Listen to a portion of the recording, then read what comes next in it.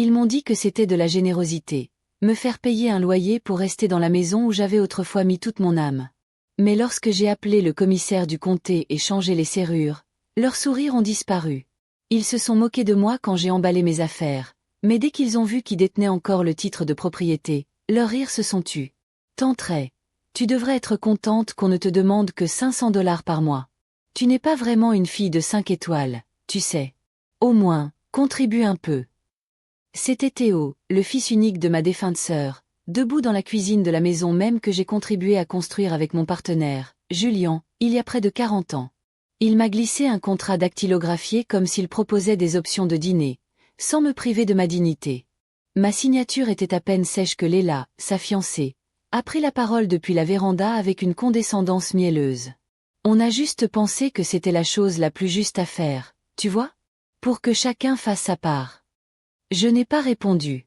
J'ai laissé mon regard se poser sur le formulaire de location, puis je me suis dirigée vers le carrelage verre écaillé derrière le poêle, un carrelage que j'avais posé moi-même quand mon dos était solide et mes articulations détendues. Julien et moi avions creusé les fondations à la main, à l'époque où la sueur et l'amour étaient notre monnaie d'échange. J'ai ouvert les volets, martelé la clôture, planté le citronnier qui était encore penché vers le soleil devant. Et maintenant, il me demandait de payer pour y vivre. Après le décès de Julien, j'ai emménagé chez Théo et Léla. Je pensais que cela nous rapprocherait. La maison était assez grande pour nous trois, et ils semblaient ravis de m'avoir. Je cuisinais, je rangeais, j'aidais à tondre la pelouse quand leur chien l'avait arrachée. Je me croyais de la famille. Mais le changement s'est installé petit à petit. D'abord, ils m'ont demandé si je voulais bien m'installer dans la petite pièce du fond, pour plus d'intimité. Puis, j'ai commencé à remarquer leurs noms écrits au marqueur sur des boîtes de réfrigérateur, le jus de Théo, le lait d'amande de Léla. Les invitations à dîner ont complètement cessé. Ils rentraient tard et me disaient « Oh, on a déjà mangé ». Puis vint la discussion sur les charges. « On est serré en ce moment », marmonna Théo un soir en tirant sur le col de son sweatshirt. « Les courses, les factures, tout s'accumule. » J'ai proposé mon aide. Je leur ai donné mon chèque de retraite mensuel, pensant que ça couvrirait l'essentiel. Apparemment, ce n'était pas suffisant. Une semaine plus tard, le bail est arrivé. 5 cents $ par mois. Pas de discussion. Pas de négociation. Juste une déclaration dactylographiée que je leur devais désormais de l'argent pour avoir occupé l'espace que j'avais construit. Je n'ai pas pleuré. Je n'ai pas supplié. Je n'ai pas demandé quelle partie de moi était devenue un fardeau. J'ai simplement demandé « C'était ton idée ?» Théo marqua une pause, se mordillant la lèvre inférieure. On en a discuté tous les deux. On, bien sûr, voulait dire Léla. J'ai hoché la tête. Cette nuit-là, je restais éveillée sous une courte pointe fleurie, les yeux fixés sur le ventilateur de plafond qui tournait paresseusement au-dessus de moi. Je passais mes doigts sur une photo de Julien, ses yeux se plissant dans un cadre que nous avions trouvé lors d'un road trip à Whistler. Je regardais la photo encadrée de nous en train de construire la véranda, et d'un Théo beaucoup plus jeune chassant les moineaux dans le jardin. Je touchais délicatement les coins de chaque image, comme s'ils allaient se désintégrer. Chaque image, chaque souvenir, me semblait avoir été repris. Nous avions tout donné à Théo. L'éducation, la sécurité, le confort. Julien avait travaillé les week-ends, doublé ses journées, et j'avais cousu toute la nuit juste pour l'aider à payer les frais de scolarité. Nous avions construit cette maison planche par planche, pour qu'il ne sache jamais ce que c'était que d'être sans. Et maintenant, il me faisait payer pour l'abri. Je n'étais pas une invitée. Je n'étais même pas une visiteuse indésirable. J'étais une facture. Le lendemain matin, j'ai signé le bail, non pas pour l'accepter, mais comme une stratégie. J'avais besoin de temps. De temps pour comprendre la profondeur de cette trahison. De temps pour rassembler des preuves. Mais la fissure en moi grandissait. Ce n'était pas de la rage. Pas encore. C'était quelque chose de plus froid, de plus lourd. La prise de conscience qu'il ne me voyait plus. Ni comme la femme qui avait élevé Théo. Ni comme l'architecte de cette maison. Ni comme autre chose qu'une ligne mensuelle dans leur feuille de calcul budgétaire. Quand je lui ai rendu le formulaire signé, Théo m'a adressé un sourire crispé et soulagé. « Merci de votre compréhension. » Je lui ai rendu son sourire, mais en silence, je me suis juré. Ce serait la dernière fois qu'il glisserait du papier sur un comptoir en supposant que je signerais sans poser de questions. Et cela a marqué le début, non pas de l'effondrement, mais d'une préparation silencieuse. La saison froide est arrivée tôt cette année-là. Les vents qui fendaient les arbres à Medford apportaient du givre. Mes articulations se raidissaient de nuit en nuit. Je me suis dirigé vers le thermostat et l'ai légèrement augmenté. Rien d'extravagant, juste assez de chaleur pour apaiser mes genoux douloureux. Le lendemain matin, j'ai trouvé un mot collé sur le réfrigérateur. Il était écrit de l'écriture soignée de Léla, presque prof. Veuillez ne pas régler le thermostat sans demander l'autorisation. L'électricité n'est pas gratuite. Je restais là, monté à la main, à relire ce mot 3 fois. Sa voix passive. Son sous-entendu sec. Ce soir-là, j'ai demandé gentiment à Théo pourquoi j'avais besoin de la permission d'allumer le chauffage dans une maison que j'avais isolée de mes propres mains. La maison où il avait fait ses premiers pas. Où je l'avais tenu dans mes bras pendant ses fièvres et ses premiers chagrins. Avant qu'il puisse répondre, la voix de Léla résonna dans la pièce. Ce n'est pas parce qu'elle t'a élevé qu'elle a droit à une vie de liberté, dit-elle, les bras croisés sur la poitrine. La gifle était silencieuse mais vive. Je la regardais, espérant saisir un léger éclair de culpabilité, une once d'humanité. Mais il n'y en eut aucun. Juste du calcul. C'est nous qui payons les factures maintenant, poursuivit-elle. Si elle ne contribue pas davantage, elle ne peut pas se contenter de considérer la maison comme son terrain de jeu. Je voulais lui dire que j'avais donné chaque centime que je recevais chaque mois. Que je pliais leur linge, nettoyais leur salle de bain, m'occupais de leurs plantes fanées. Que je n'utilisais rien qu'ils m'utilisaient. Mais je suis restée silencieuse. Parce que j'ai enfin compris. Ce n'était pas une question d'argent. C'était une question de contrôle. Et il voulait que je le sache, je n'avais plus ma place ici. Peu de temps après l'incident du thermostat, ils m'ont de nouveau déplacée. Cette fois, dans ce qui était autrefois un espace de rangement, un réduit sans fenêtre attenant à la buanderie, avec une seule prise de courant et un rideau suspendu à la place d'une porte. C'est plus douillet, a gazouillé Léla. Plus d'intimité pour tout le monde. Mon ancienne chambre, avec la chaleur du soleil et la bibliothèque grinçante, était soudain mieux adaptée aux invités. Ma commode est restée dans le couloir pendant 2 jours avant qu'ils ne disent qu'ils trouveraient où la ranger. La première nuit dans cet espace exigu, je me suis blottie sous une couverture usée jusqu'à la corde, du genre faite pour une chaude nuit d'été, pas pour le froid du début de novembre. J'ai fixé le plafond proche, bas, pesant, et j'ai réalisé quelque chose qui m'a retourné l'estomac. Ils n'essayaient pas seulement de me pousser dehors. Ils essayaient de m'effacer. Pas avec des cris ou des portes claquées, mais avec des humiliations silencieuses. Comme des vagues qui vous tirent les chevilles jusqu'à ce que vous soyez trop loin du rivage pour crier. On m'a dit de ne plus cuisiner, Léla m'a dit qu'il préparait les repas maintenant. On ne veut pas de désordre supplémentaire. Puis de nouvelles règles sont arrivées. Je ne pouvais utiliser la machine à laver qu'après 21 heures, tarif réduit. J'ai dû demander avant d'inviter mon amie June. Juste pour qu'on soit toutes sur la même longueur d'onde. Chaque limite était formulée sur un ton doux et avec de faux sourires. Mais je les sentais gratter des morceaux de moi identité, histoire, valeur, une condition à la fois. Puis un matin, alors que j'arrosais le lit de la paix fanée sur le rebord de la fenêtre, j'ai entendu une conversation qui a fait vibrer quelque chose en moi.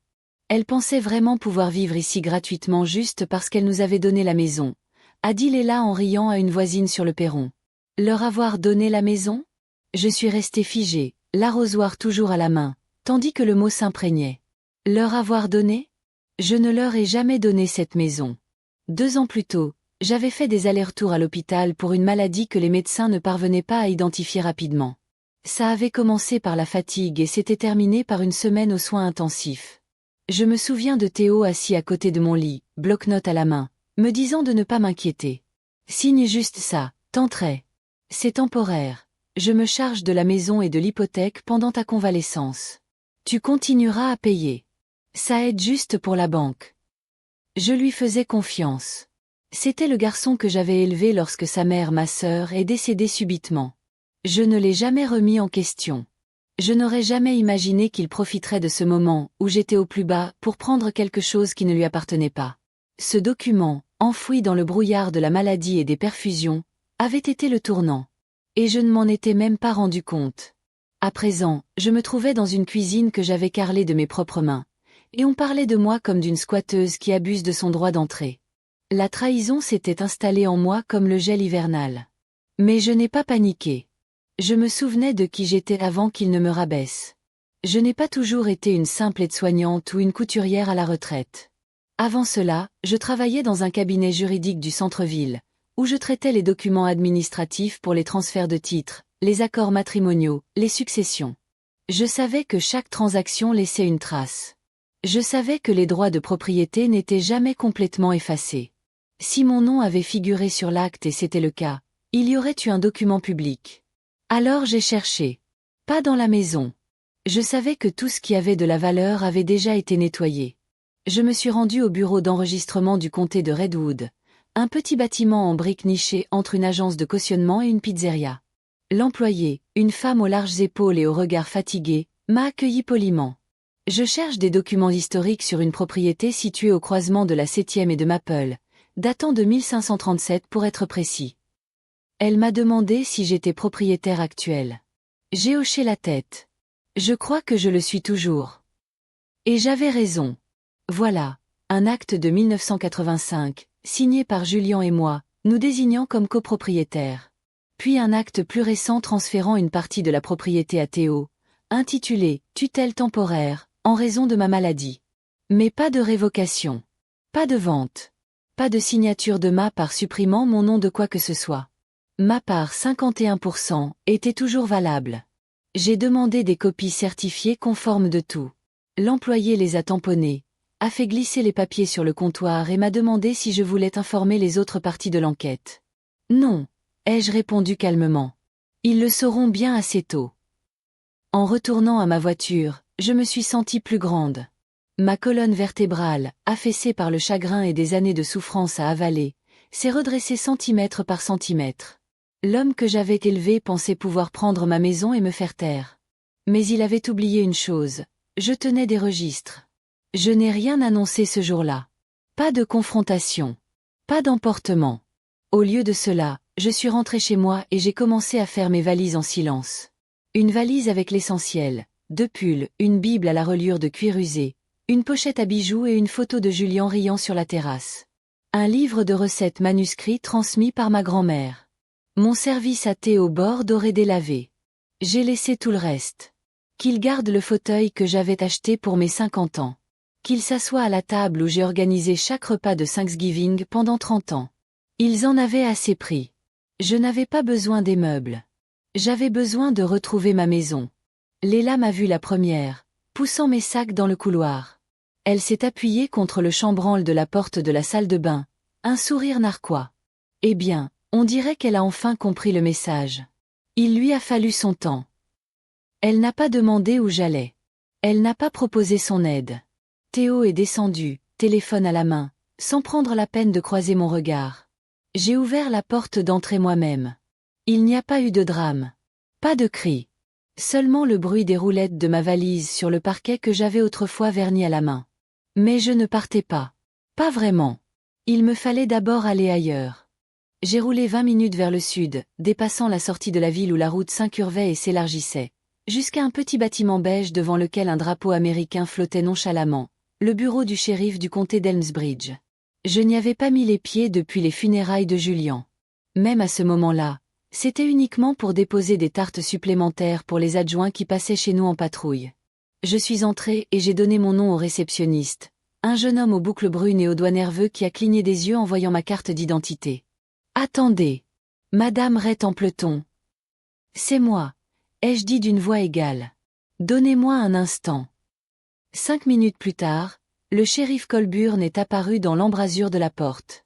Grand, robuste, et arborant le même sourire en coin qu'il avait à l'adolescence, quand je lui donnais des cours de géométrie. « Madame Ray, dit-il chaleureusement, ça fait longtemps. »« Trop longtemps, » répondis-je en entrant dans son bureau.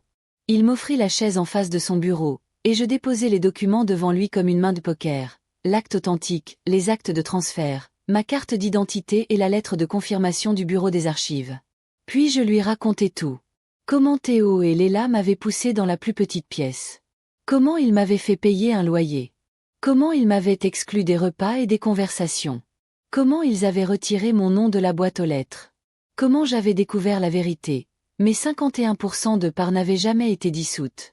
Il resta assis tranquillement pendant tout ce temps, hochant lentement la tête, les yeux parcourant les papiers avec une patience exercée. Quand j'eus terminé, il se renversa dans son fauteuil et poussa un soupir. « Eh bien, Madame Ray, je vais vous dire une chose. Non seulement votre dossier est solide comme le roc, mais si ce que vous dites se vérifie, et il semble bien que ce soit le cas, alors ce qu'ils ont fait n'est pas seulement cruel. C'est illégal. » Je l'ai regardé droit dans les yeux. « Et maintenant ? » « Cela signifie, a-t-il dit en joignant les mains, qu'ils occupent illégalement un bien dont vous avez le contrôle. Vous pouvez intenter une action en expulsion. Ou mieux encore, obtenir une restitution intégrale devant les tribunaux. » Il a marqué une pause, puis a souri. « En clair, cela signifie qu'ils sont en violation de propriété. » Et c'est là que j'ai compris, je n'avais pas quitté mon domicile. Je m'étais lancé dans la bataille pour le récupérer. Après cette rencontre, j'ai contacté une avocate nommée Meryl Langston, une femme vive et déterminée d'une 50aine d'années, aux boucles grisonnantes et réputée pour faire avancer les choses sans jamais hausser le ton. Elle m'avait été recommandée par le commis aux archives, qui m'avait dit que Meryl était le genre d'avocate qui savait manier la paperasse avec brio. J'ai rencontré Meryl un jeudi matin pluvieux dans son bureau, niché derrière un fleuriste qui sentait toujours légèrement le lys et le papier journal. Sa poignée de main était ferme. Son regard était bienveillant, mais calculateur. « J'ai examiné vos documents », a-t-elle dit en feuilletant le dossier que je lui avais remis. « Vous avez parfaitement le droit de revendiquer la propriété. Ce qu'ils font n'est pas seulement irrespectueux. C'est juridiquement indéfendable. » J'ai hoché la tête, ravalant un tremblement dans ma gorge. « Nous allons commencer par déposer une requête en rétablissement complet des droits de propriété, » a-t-elle dit. « C'est efficace et ne nécessite pas de tribunal, sauf s'il la conteste. Je préfère que ce soit traité discrètement, » ai-je dit en fouillant dans mon sac à main et en glissant une épaisse enveloppe sur le bureau. « Par ceci. » Elle a ouvert l'enveloppe et a haussé un sourcil. « Une fiducie. » Une fiducie que Julien et moi avons créée il y a des années. Pour les impôts et les urgences. Elle est toujours active et répertoriée sous un nom générique. Ils ne veulent pas faire le lien avec moi. Meryl a souri, impressionnée. C'est intelligent. En fin d'après-midi, j'avais signé une requête en possession légale, une déclaration sous serment de propriété antérieure et une déclaration d'occupation contestée. Elle a tout notarié, scellé le tout dans une chemise en papier craft rigide et m'a dit que le dossier serait déposé le lendemain matin. Puis les choses ont commencé à tourner. Une semaine plus tard, le tribunal de district d'Elmsbridge a approuvé notre demande et a adressé une mise en demeure aux occupants de la maison, Théo et Léla. Cette mise en demeure les informait qu'à moins de fournir une preuve valable de la renonciation à ma propriété, ils devaient quitter les lieux sous peine d'expulsion. Ils ignoraient que c'était moi qui étais derrière ces démarches. Pour eux, il s'agissait probablement d'une erreur administrative ou d'une erreur bancaire. Ils ignoraient que j'avais suivi chaque étape depuis le bureau de Meryl, chaque dossier, chaque lettre recommandée, chaque date de réception. Lorsque Meryl m'a remis le formulaire final, une plainte officielle pour occupation illégale, j'ai signé sans hésiter. Sans hésitation. Sans poignée de main. J'ai griffonné mon nom non pas comme quelqu'un implorant la clémence, mais comme le copropriétaire légitime de la maison que j'avais contribué à créer. C'est début mars que tout a basculé. Le ciel était clair mais frais. Le genre de matin où l'on a besoin d'un manteau, mais où le soleil promet des jours plus cléments. Je me tenais en face de la maison, vêtu du pardessus en laine de Julien, le même qu'il portait le jour où nous avons planté le citronnier devant. Le tissu sentait encore légèrement le cèdre et l'espoir. À 8h58, une voiture de police est arrivée dans l'allée. Une deuxième voiture, celle de Meryl, suivait. J'observais derrière le vieux lilas, silencieuse, cachée, comme un fantôme revenu hanter les vivants. On frappa à la porte comme un battement de tambour.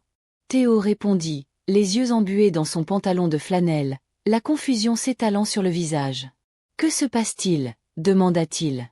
L'adjoint brandit un document plié et commença à lire à voix haute. « Ceci est un avis officiel de saisie immobilière. Vous et votre partenaire avez 48 heures pour quitter les lieux en raison d'un litige de propriété désormais confirmé par un acte judiciaire. » Léla apparut en titubant derrière lui, sa robe serrée. « Pardon. Ce doit être une erreur. On vit ici depuis des années. » L'adjointe ne broncha pas. « Vous avez eu 14 jours pour répondre. Vous ne l'avez pas fait. C'est la phase d'exécution. » La voix de Léla devint sèche. « Qui a fait ça? Qui diable est derrière tout ça? » Ce fut mon signal. Je descendis du trottoir, le bruit de mes bottes heurtant le trottoir comme un verdict. Elles se retournèrent toutes les deux tandis que je traversais lentement la rue. Le vent tirait sur mon manteau. J'avais le souffle court. Théo plissa les yeux comme s'il n'en croyait pas ses yeux. Léla resta bouche bée. Je ne dis rien. Je fouillai simplement dans mon sac, en sortis une pochette en plastique transparent et en brandissai une seule feuille. L'acte original de 1985, portant le nom de Julien et le mien. Ma voix ne tremblait pas.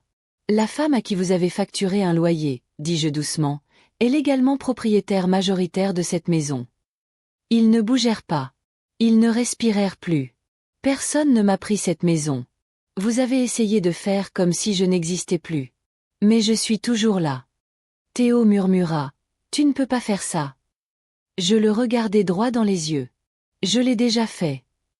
Le shérif hocha la tête à côté de moi, comme pour ponctuer mes paroles du poids de la loi elle-même. Il leur tendit la deuxième page, l'ordonnance finale, tamponnée et signée. Vous avez jusqu'à vendredi 17h pour retirer vos effets personnels, dit-il calmement. Après cela, la propriété sera considérée comme étant en pleine possession légale de Madame Templeton, comme l'a confirmé le comté d'Elmsbridge. Le regard de Léla allait et venait, l'incrédulité luttant contre la panique. C'est dingue. Notre nom est sur la boîte aux lettres. Nous vivons ici depuis des années. Meryl s'avança d'un ton ferme. Les boîtes aux lettres n'ont pas de valeur juridique. Les actes, oui. Et cet acte, madame, confirme que Madame Templeton a conservé la majorité des parts depuis sa signature. Théo ouvrit la bouche, puis la referma. Il paraissait plus petit, dégonflé, comme un enfant surpris en train de mentir avec les preuves bien en vue. Je ne dis plus un mot. Ce n'était pas nécessaire. Je me retournai et traversai la rue sans hésiter. Derrière moi, j'entendis le shérif les informer gentiment qu'une assistance était disponible en cas de besoin, mais le chronomètre avait officiellement commencé.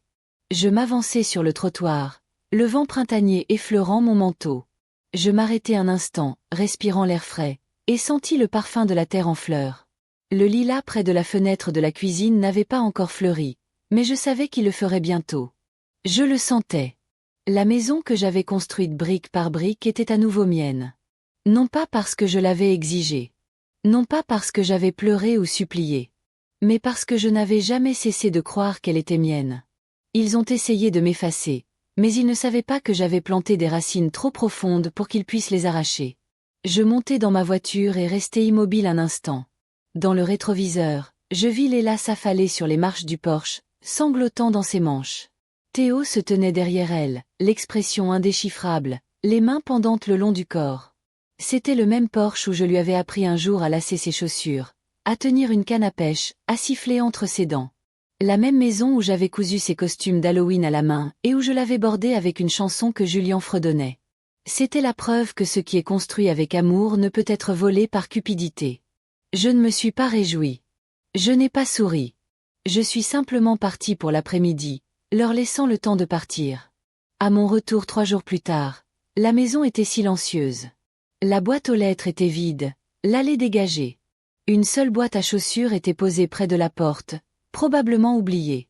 Le rideau de la fenêtre de devant était à moitié tiré, flottant doucement. J'ai franchi le seuil seul. Et pour la première fois depuis des années, je n'entrais pas chez quelqu'un d'autre. C'était à nouveau chez moi.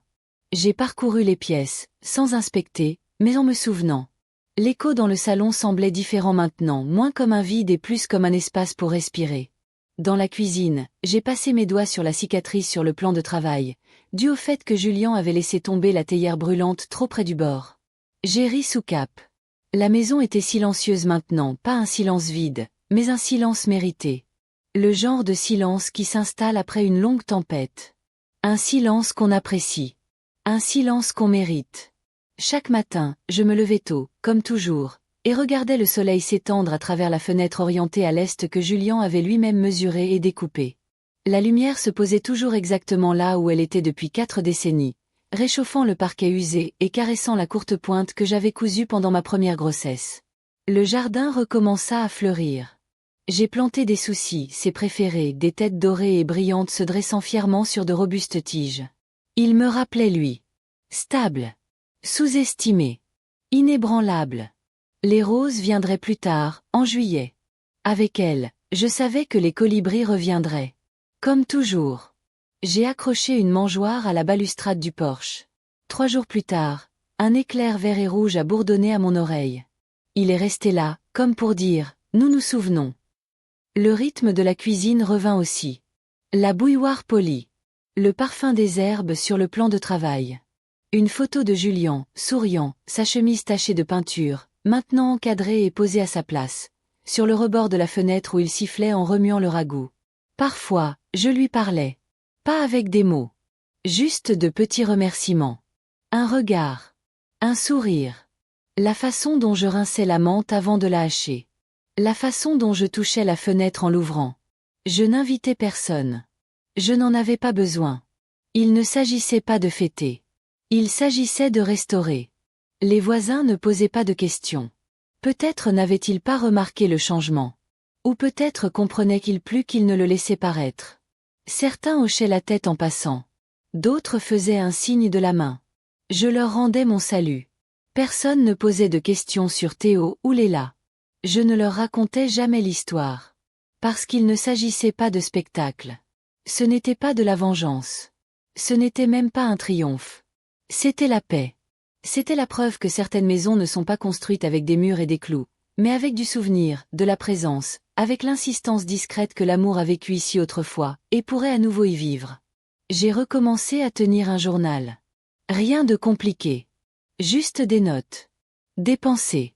Des observations. Des listes d'oiseaux qui m'ont rendu visite. Des lettres que je n'enverrai jamais. Certaines à Julian. D'autres à la femme que j'étais. La femme qui pensait que le silence était le seul moyen de se protéger. Celle qui signait autrefois sans lire, car l'amour avait toujours été synonyme de confiance. J'utilisais toujours la même chambre. Je plaçais toujours une serviette propre au pied du lit chaque semaine, comme Julian le faisait toujours pour les invités. Une habitude de soin que je ne pouvais jamais vraiment abandonner.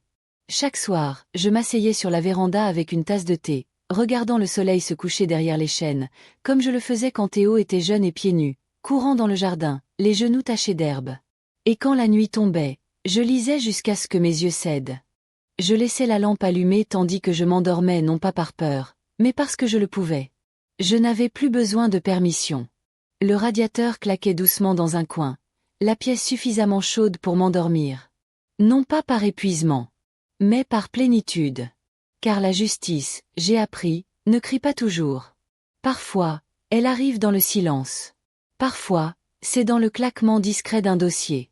Parfois, c'est dans le léger clic d'une serrure qui change de position.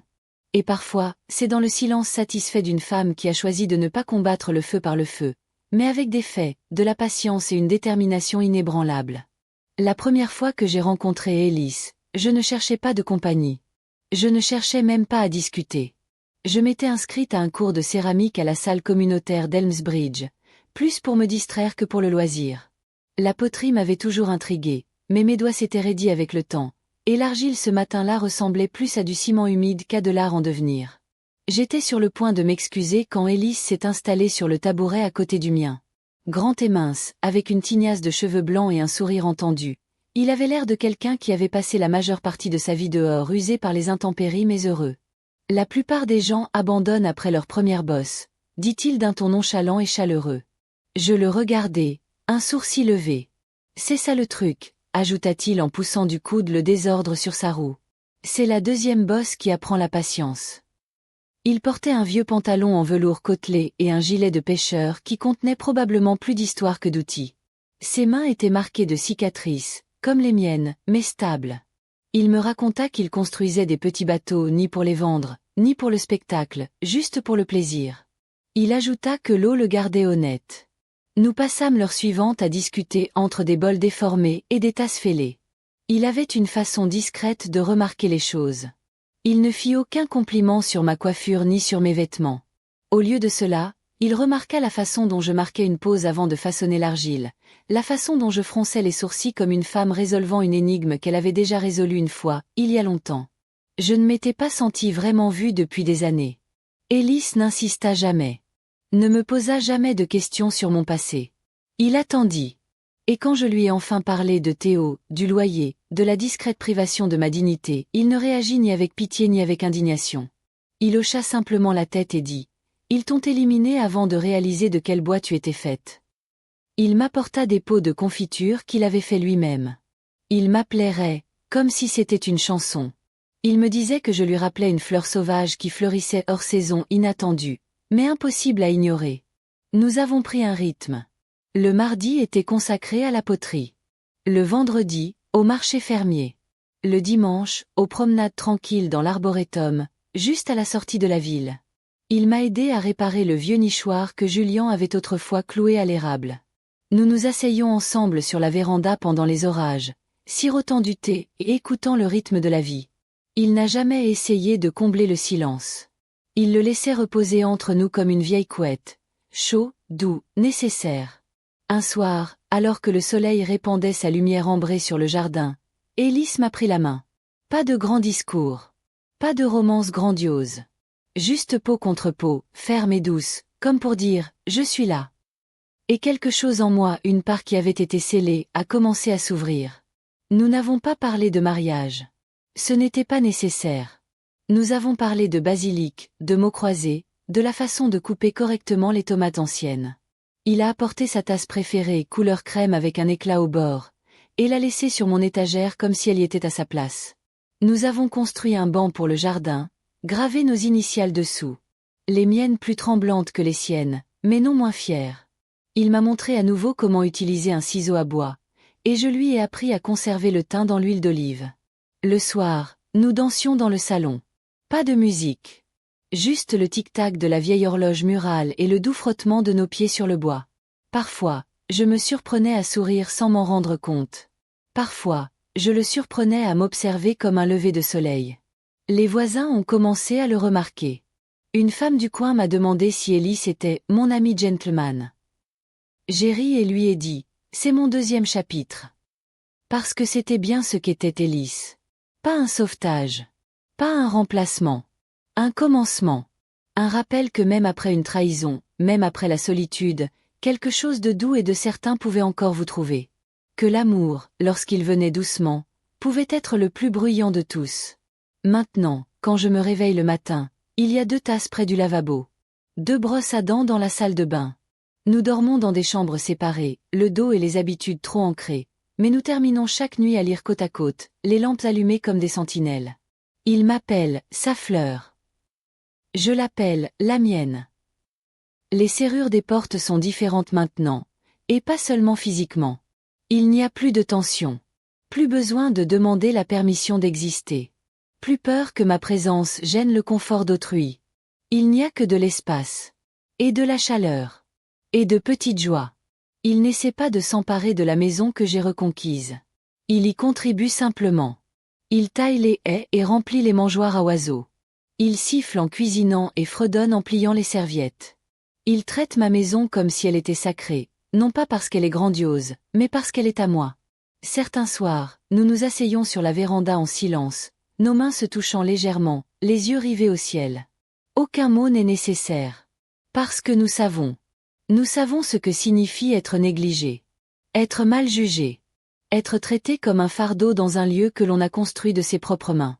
Mais plus que cela, nous savons ce que signifie y survivre. Revenir à la lumière sans quémander de l'espace. Garder la tête haute, non pas parce que quelqu'un vous a redonné votre valeur, mais parce que vous ne l'avez jamais vraiment perdue. Il vous fallait juste quelqu'un, peut-être une seule personne, pour vous rappeler qu'elle a toujours été là. Le printemps s'installa doucement à Elmsbridge, tel un soupir de soulagement après une longue respiration. Le vent s'apaisa, les lilas commencèrent à bourgeonner et la terre du jardin se réchauffa sous mes doigts. J'y passais mes matinées, à tailler, planter, murmurant à la terre comme un vieil ami. Les soucis poussèrent les premiers, têtus et éclatants, comme Élise. Les roses arrivèrent plus lentement, mais leur retour me parut comme une promesse tenue. À l'intérieur, la maison avait retrouvé son rythme. Le plancher craquait aux mêmes endroits familiers. La bouilloire sifflait à 7h05 précise chaque matin. La vieille radio grésillait encore lorsque j'essayais de syntoniser la station de jazz que Julien adorait. Je m'y sentais comme chez moi, non pas parce qu'elle était inchangée, mais parce qu'elle était enfin à nouveau mienne, à moi de m'en occuper, à moi de la protéger, à moi de la combler de la joie que je choisissais. Je ne parlais plus jamais de Théo et Léla ni à mes voisins, ni à Élise. Ils étaient devenus comme du vieux papier peint, décollés, remplacés, on ne m'en voulait plus. Je n'avais plus d'amertume. Juste une clarté tranquille. Ils avaient essayé de me rapetisser, de me faire sentir comme un obstacle. Ce qu'ils n'avaient jamais compris, c'est que j'avais été le chemin. Le chemin, le bâtisseur, les racines sous leurs pieds. Je n'avais jamais été une invitée dans cette maison. Eux, si. Et je leur avais simplement demandé de partir lorsqu'ils avaient abusé de leur hospitalité. Chaque jour, je me réappropriais un peu plus de moi-même, non pas par de grands gestes, mais par de petites choses. Repeindre la porte du garde-manger que Julien avait un jour gratté avec une échelle. Poser de nouveaux rideaux qui captaient la lumière du matin. Ouvrir les fenêtres juste assez pour laisser la musique des carillons éoliens danser dans les couloirs. Je faisais de longues promenades dans Birchwood Lane, saluant le facteur, saluant Madame Keller qui cultivait encore des ignas dans des pots dépareillés. Au marché fermier, la jeune vendeuse de miel commença à me glisser un pot supplémentaire. « Tu souris toujours comme si tu avais un secret », m'a-t-elle dit un jour. Peut-être que oui. Peut-être que la paix est le meilleur secret, discret, mérité et profondément inébranlable. Élise et moi ne parlions pas de l'avenir en termes de chronologie ou de légalité. Nous en parlions en termes de jardin et de recettes. Un jeudi, il m'apporta une tarte aux myrtilles et la laissa refroidir sur le rebord de la fenêtre, un mot manuscrit glissé sous la croûte. « Tu es le meilleur moment de ma semaine. » J'ai plié le mot et l'ai déposé dans la vieille boîte à bijoux que je gardais près de mon lit, niché entre une mèche de cheveux de Julien et le bracelet d'hôpital du jour de mon retour. Symbole de fin et de commencement. Tout à moi. Nous avons réparé des choses ensemble. Son vieux baromètre qui avait cessé de fonctionner, mon portail branlant qui grinçait comme s'il pleurait quelque chose. Il m'a réappris à poncer le bois uniformément. Je lui ai appris à rôtir des tomates sans brûler la peau. Nous ne parlions pas d'amour comme le font les jeunes. Nous le vivions. Lentement. Respectueusement. Soudain. Un soir, nous étions assis sur la terrasse arrière, à regarder les premières lucioles scintiller comme le morse des étoiles. « Tu n'as jamais pensé, demanda-t-il, que la vie te donne peut-être les chapitres les plus difficiles juste avant de te donner le plus doux ?» Je le regardais, mes yeux s'attardant sur les traits de son visage, chaque ride méritée, chaque sourire sincère. « Parfois, dis-je, je pense que les chapitres difficiles nous aiguisent pour ceux que nous écrivons nous-mêmes. » Il sourit, puis se pencha et m'embrassa sur la tempe. Ni avec urgence, ni avec attente, juste avec la profonde conviction que le temps nous donne. Ce week-end-là, il apporta une petite boîte en bois. Fabriquée il y a des années, dit-il. Destinée à contenir des cartes, mais je n'en ai plus. À l'intérieur se trouvaient de minuscules souvenirs, des feuilles pressées, des croquis, un caillou en forme de cœur. Au fond, une seule photo. Élise, la vingtaine, debout à côté d'un bateau à moitié construit, de la sueur dans les cheveux, les yeux emplis d'une lueur d'espoir. Il posa la boîte sur la cheminée, à côté de la photo de Julien. Pas par-dessus. Pas à la place. À côté. C'est ça, les secondes chances, elles n'effacent pas la première. Elles grandissent à côté d'elle, honorant ce qui a précédé. Je n'ai jamais dit à Élise qu'il me complétait. Je n'avais pas besoin d'être complétée. Ce que je lui ai dit, c'est « Tu m'as rappelé que j'étais entière bien avant que quiconque ne le remarque. » Nous avons commencé à fréquenter les dîners du dimanche soir au centre communautaire. Table tranquille, ragoût chaud, rire facile. J'apportais des tartes. Il apportait des blagues ringardes. Un dimanche, le coordinateur du centre nous a présenté comme « le couple avec les meilleures histoires ». Nous avons ri, mais je savais. Ce n'était pas que des histoires. C'étaient des chansons de survie. La preuve que nous avions vécu, perdu, enduré et que nous étions revenus épanouis. Un soir, je me suis retrouvée à écrire dans mon journal bien après le coucher du soleil. Les mots sont venus lentement au début, puis comme la pluie. On ne peut pas expulser quelqu'un d'un lieu que son âme possède encore. On peut essayer. On peut se moquer, manipuler, minimiser. Mais les racines se souviennent. Les fondations se souviennent. Les murs que vous avez construits de vos mains ne vous oublieront pas, même si ceux qui les habitent le font. L'amour construit. L'avidité s'effondre. Et le silence, maintenu avec grâce, peut rugir plus fort que n'importe quel tribunal. J'ai fermé le journal et l'ai rangé. Ceci n'était destiné à personne d'autre. Juste à moi. Parce que cette maison n'est plus seulement un espace avec 4 murs et un acte de propriété. C'est l'écho de tous les droits que j'ai revendiqués. Le souvenir vivant d'une femme qui n'a jamais vraiment disparu, attendant simplement que le monde la revoie. Et maintenant, je suis vue. C'est vers la fin avril que j'ai recommencé à recevoir du courrier adressé à résidents, des prospectus publicitaires, des annonces spontanées, des offres froides d'agents immobiliers qui ignoraient tout de la maison qu'ils osaient cibler. Une enveloppe était accompagnée de lettres en gras. Nous achetons des maisons, quelles que soient les conditions et la période. J'ai ri en la lisant et je l'ai jetée sur le feu que j'avais allumé dans l'âtre ce matin-là.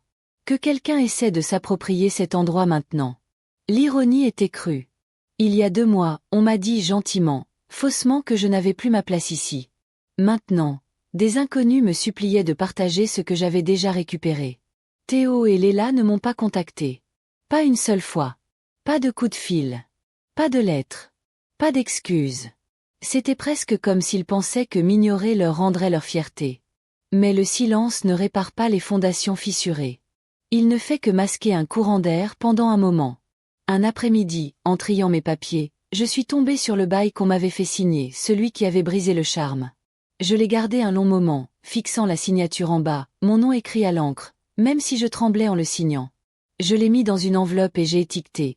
Le jour où je me suis souvenu de qui j'étais. Car ce n'était pas le jour de mon expulsion, mais celui où j'ai commencé à me battre. Depuis, j'ai conservé un petit dossier dans le bureau du secrétaire, dans le salon. Il contient tous les documents juridiques, les lettres, les reçus. Non pas par dépit, mais pour me souvenir. Une trace écrite de dignité. Un après-midi, je suis rentrée de la coopérative avec du pain frais et de la confiture de rhubarbe, et j'ai trouvé une voiture au ralenti au bout de mon allée. C'était une vieille berline familière. Celle de Théo, même s'il n'était pas au volant. Une jeune femme en est sortie, une que j'ai reconnue grâce aux photos de famille. Cali. Leur fille. Ma petite nièce. Elle ressemblait à un portrait que j'avais rangé dans mon cœur des années auparavant. Même cheveux cuivrés, même joue tachetée de rousseur. Sauf que maintenant, elle se tenait sur ma pelouse, le pas hésitant et les yeux baignés de larmes. J'ai ouvert la porte moustiquaire avant qu'elle puisse frapper. T'entrais ? A-t-elle dit avec hésitation. Oui, ma chérie. Ai-je répondu plus doucement que prévu. Je suis désolée de débarquer. Je ne savais pas où aller. Je me suis écartée et l'ai laissée entrer. Elle est entrée comme dans un sanctuaire, son regard parcourant le salon, les photos encadrées, l'épais tapis qui portait encore les échos de ses rires d'enfant. Elle s'est arrêtée devant la cheminée, où une photo d'elle plus jeune avec Julien trônait parmi des coquillages et de minuscules pierres peintes. Ils ont dit que tu étais parti, a-t-elle murmuré. Je ne l'ai jamais fait, ai-je répondu. J'étais toujours là. Juste, en attente d'être revue. Nous nous sommes assis à la table de la cuisine. J'ai servi du thé et proposé de la confiture. Elle a pris les 2. Ils ne m'ont jamais raconté toute l'histoire, a-t-elle admis, les yeux baissés. Ils ont dit que tu étais parti seule. Qu'elle en avait assez d'aider. Je n'ai pas bronché. Je l'ai laissé parler. Mais je me suis toujours souvenu de toi ici, a-t-elle ajouté, la voix tremblante. Le jardin. Les colibris. Les couettes chaudes quand je restais pendant les tempêtes.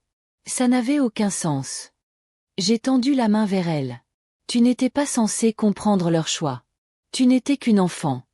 Cali est restée 3 heures ce jour-là. Elle a posé des questions. J'ai répondu ce que j'ai pu. Je n'ai pas dit du mal de ses parents. Je n'en avais pas besoin.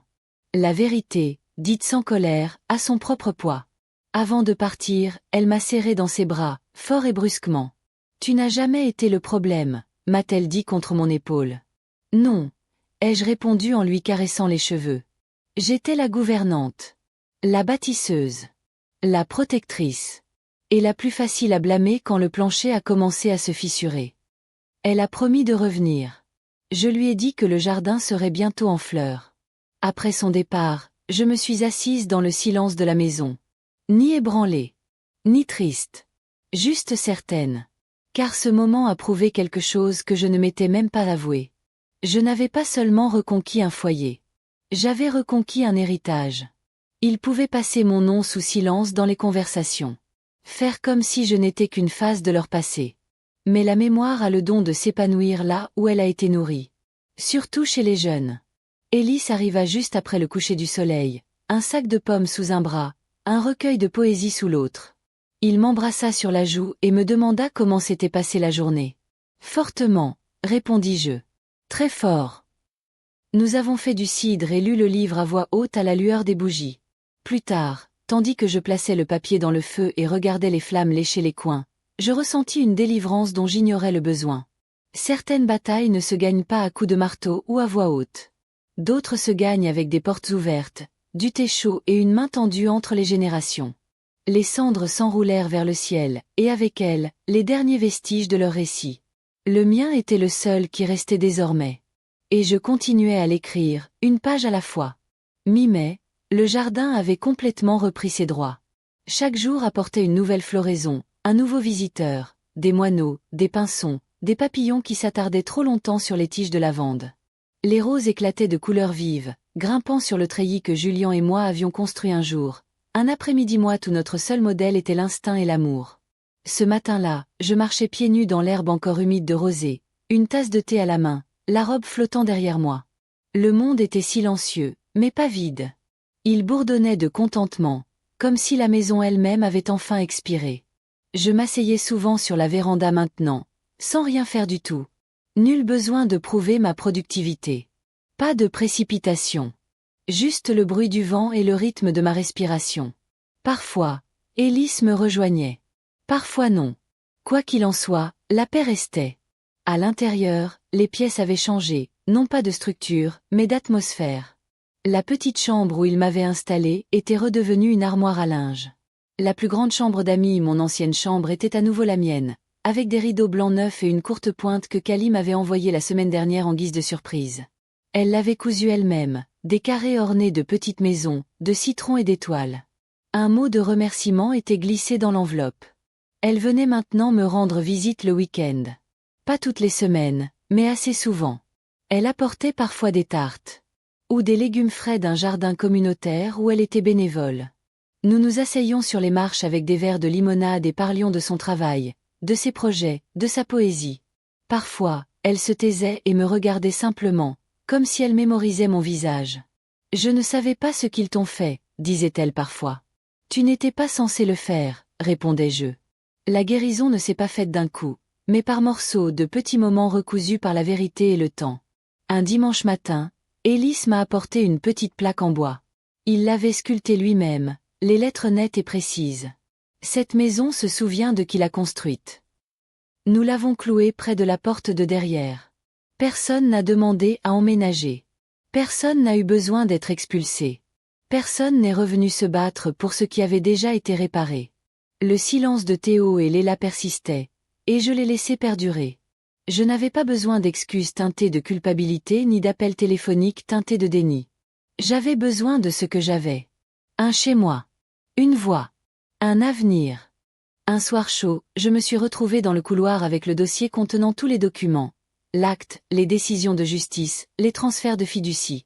J'ai allumé une bougie, remercié discrètement la femme que j'étais autrefois, celle qui gardait le silence pour maintenir la paix, celle qui signait des papiers par amour, celle qui ignorait encore que la survie ressemble parfois au silence, mais que la justice sonne comme une serrure qui tourne dans sa propre porte.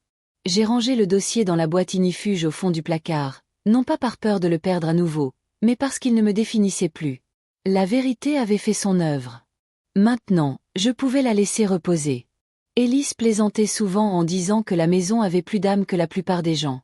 Je le croyais. Elle se souvenait des rires. Elle se souvenait des orages. Elle se souvenait de l'écho des petits pas dans le couloir et des berceuses bourdonnant dans les cuisines imprégnées d'une odeur de ragoût. Elle se souvenait de qui avait planté ses arbres, poncé ses murs, essuyé ses larmes sous ses avant-toits. Elle se souvenait de moi.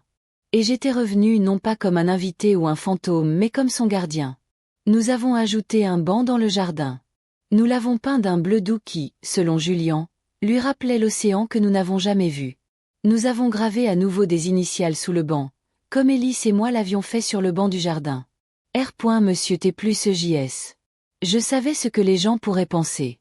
Deux vieilles âmes accrochées au passé. Mais ils auraient tort. Nous ne nous accrochions pas. Nous plantions. Et les racines étaient solides. Un soir, alors que la pluie tambourinait doucement sur les fenêtres et que la maison craquait à des endroits familiers, Je me suis assise sur la véranda, mon journal sur les genoux. La lampe projetait un doux cercle doré sur la page tandis que j'écrivais. Cette maison n'a jamais été qu'une question de mur ou de titre de propriété. Elle était une question d'héritage, de mémoire, de dignité. Et comment parfois, ceux qui essaient de vous effacer ne font qu'accentuer vos contours. Ils ont peut-être effacé mon nom de la boîte aux lettres, mais ils n'ont pas pu effacer mes empreintes digitales des fondations. J'ai fermé le livre et me suis adossée. Je n'avais pas besoin que le monde entende mon histoire crier sur tous les toits. Mais j'avais besoin de quelqu'un, juste une personne qui l'entende et comprenne que la force tranquille est toujours une force. Et si cette personne, c'est vous qui lisez ceci, alors écoutez-moi. Il n'est pas trop tard. Vous n'êtes pas invisible. Vous n'avez pas fini. La justice ne porte pas toujours une robe ni un marteau. Parfois, elle porte des gants de jardinage et prépare du thé à l'aube. Parfois, elle entre dans le bureau du shérif avec des papiers et le cœur solide. Parfois, elle danse dans le salon sans musique. Et parfois, elle s'assoit sur le porche de la maison qu'elle a autrefois construite, reconquise non pas par âge, mais par grâce et murmure. Bienvenue chez vous.